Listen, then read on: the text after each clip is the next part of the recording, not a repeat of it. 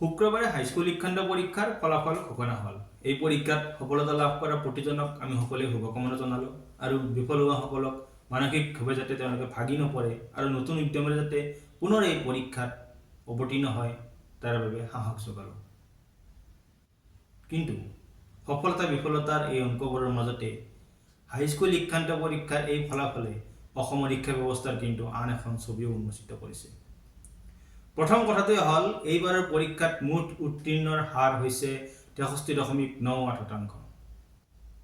আনহাতে 2024 চনত অৰ্থাৎ যোৱা বছৰ এই উত্তীৰ্ণৰ হাৰ আছিল 75.7%। তাৰো আগৰ বছৰ অৰ্থাৎ 2023 চনত এই উত্তীৰ্ণৰ হাৰ আছিল 72.6%। উত্তীৰ্ণৰ হাৰ এইবাৰ এনেদৰে নিম্নমুখী হোৱাৰ কাৰণ কি? মুঠ 85.55%ৰে এইবাৰ উত্তীৰ্ণ হাৰৰ শীৰ্ষত আছে শিৱসাগৰ জিলা। ইয়াৰ বিপৰীতে নতুনকৈ নামকৰণ কৰা শ্ৰীভূমি জিলাত উত্তীৰ্ণৰ হাৰ মাত্ৰ 47.96%। অৰ্থাৎ এই জিলাখনত মেট্ৰিক পৰীক্ষাত অৱতীৰ্ণ হোৱা আধা সংখ্যক ছাত্ৰ ছাত্ৰীয়ে পাছেই কৰিব নোৱাৰিলে। ইয়াৰ বাবে দায়ী কোন? শিক্ষকসকল নে চৰকাৰ?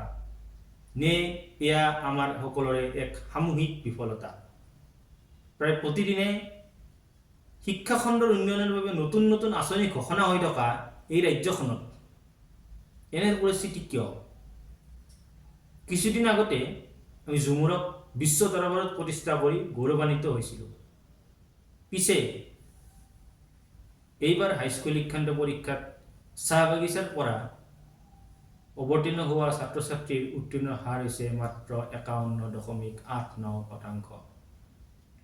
তাৰ মাজতে আকৌ চাহ বাগিচাৰ পৰা মেট্ৰিক পৰীক্ষাত অৱতীৰ্ণ হোৱা ছাত্ৰীৰ উত্তীৰ্ণৰ হাৰ হৈছে 47.95%। অৰ্থাৎ চাহ বাগিচাৰ পৰা এই পৰীক্ষাত অৱতীৰ্ণ হোৱা আধা সংখ্যকৰো অধিক ছাত্ৰ ছাত্ৰীয়ে পৰীক্ষাটোত পাছেই কৰিব নোৱাৰিলে। ইয়াৰ বাবে দায়ী কোন?